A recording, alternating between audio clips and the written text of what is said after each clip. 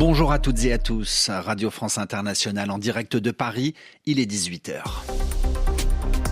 Le journal en français facile.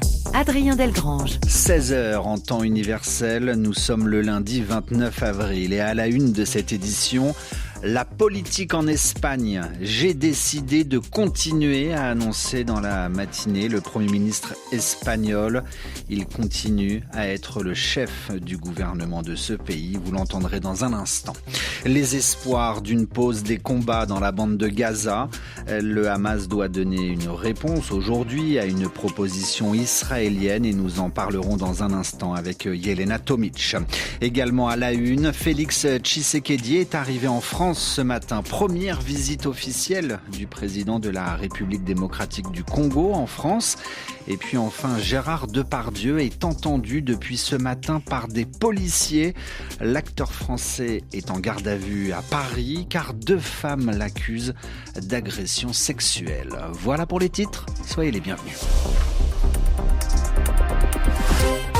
Il décide finalement de rester Premier ministre. En Espagne, le socialiste Pedro Sánchez garde son poste de chef de gouvernement. Après 5 jours de réflexion, suite à l'ouverture d'une enquête de police contre son épouse, Begoña Gómez est soupçonnée de corruption. Eh bien, après avoir pris du recul, après avoir hésité, pris même le temps de la réflexion, Pedro Sánchez a pris la parole ce matin. Ma femme et moi savons que cette campagne de dénigrement ne s'arrêtera pas. Cela fait 10 ans que nous en souffrons. C'est grave, mais ce n'est pas le plus important. Nous pouvons y faire face. En tout cas, merci à cette mobilisation sociale qui a influencé ma décision. J'ai décidé de continuer avec encore plus de force, si possible, à la tête de la présidence du gouvernement espagnol.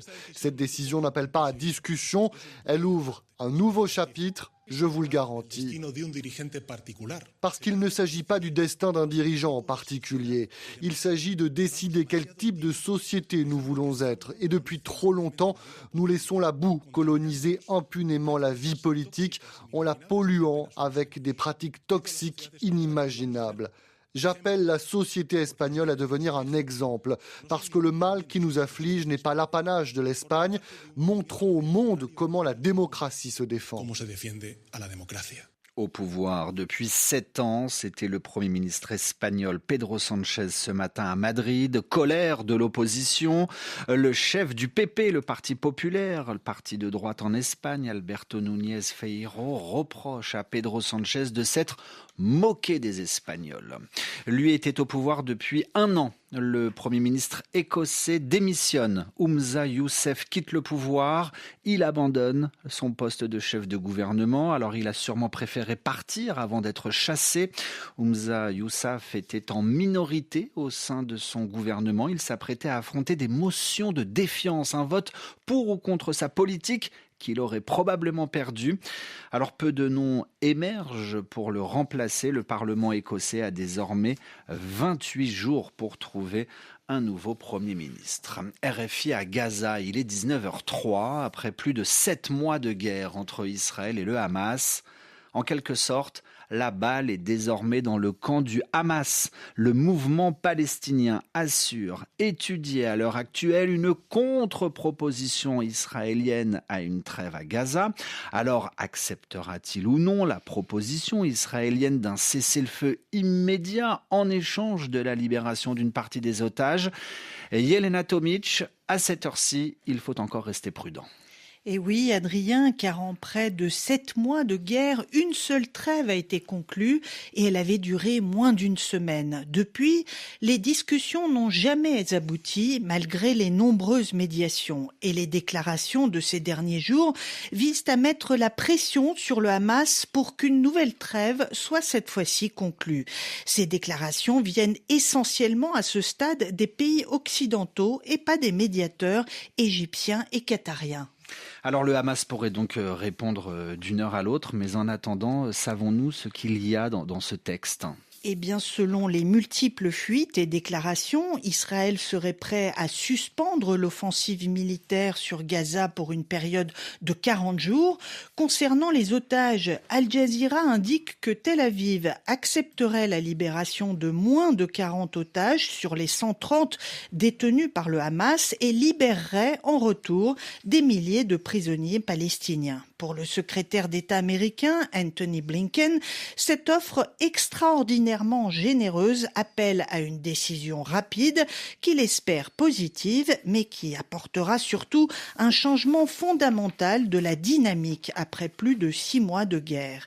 Certaines sources soulignent aussi que l'entrée en vigueur d'un calme durable dans un deuxième temps est un objectif qui pourrait inciter le Hamas à franchir le pas, car depuis le début de ce conflit, le mouvement islamiste insiste sur un cessez-le-feu permanent et le retour de la population, en particulier dans le nord de la bande de Gaza, comme une précondition à la conclusion d'un accord. Merci Yelena Tomic dans votre journal En français facile. Cette autre guerre à travers la planète. En Ukraine, il n'est pas trop tard pour que l'armée ukrainienne gagne cette guerre, assure aujourd'hui le chef de l'OTAN. Le secrétaire général de l'OTAN et le président ukrainien ont insisté aujourd'hui ensemble. L'Ukraine a besoin de davantage d'aide pour remporter ce conflit, pour gagner cette guerre face à la Russie, et d'admettre des retards importants dans le soutien ont de graves conséquences sur le champ de bataille, a admis aujourd'hui Jens Stoltenberg. Le journal En français facile. On a entendu comme un tremblement de terre, comme le vrombissement d'un train. Témoignage d'une habitante au Kenya après la rupture d'un barrage. C'était la nuit dernière dans la région de Mai Mahiu, au centre du pays. L'ouvrage d'art a cédé, l'eau a dévalé. Au moins 45 personnes sont mortes. Cet incident porte à plus de 140 le nombre de victimes suite aux fortes pluies et inondations qu'a connu le Kenya ces derniers jours. Félix Tshisekedi est arrivé en France ce matin. Le président de la République démocratique du Congo débute une visite officielle de 2 jours. Alors au programme, des rencontres avec les autorités politiques et notamment un entretien avec le président Emmanuel Macron. C'est la première visite officielle en France du numéro 1 congolais. L'actualité française marquée également par Gérard Depardieu. L'acteur est entendu par les policiers depuis ce matin. Gérard Depardieu est en garde à vue à Paris. Il est retenu dans les locaux d'un commissariat du 14e arrondissement de la capitale. Il doit répondre aux questions des policiers.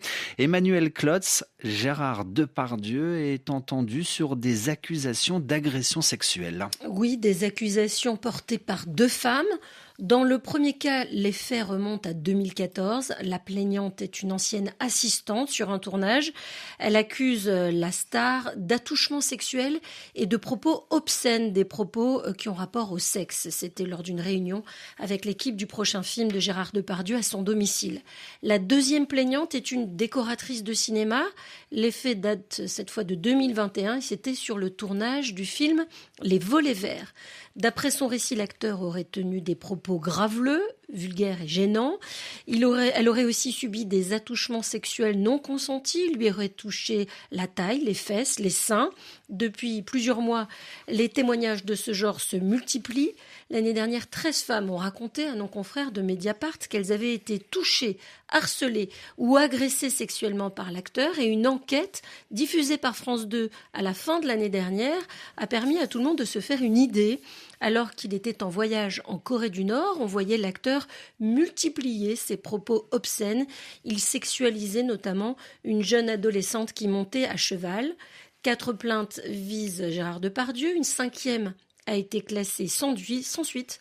Pour le moment, une seule a donné lieu à une mise en examen pour viol et agression sexuelle. C'était sur une comédienne, Charlotte Arnoux. Gérard Depardieu, lui, nie l'ensemble des faits. Emmanuel Klotz, dans votre journal En français facile, la garde à vue de Gérard Depardieu a commencé ce matin et pourrait durer au plus tard 2 jours, 48 heures. Ainsi se referme ce journal que vous pouvez retrouver à tout moment sur les différentes plateformes de téléchargement, mais également sur notre site internet françaisfacile.rfi.fr. Radio Foot International à suivre sur la Radio Mondiale.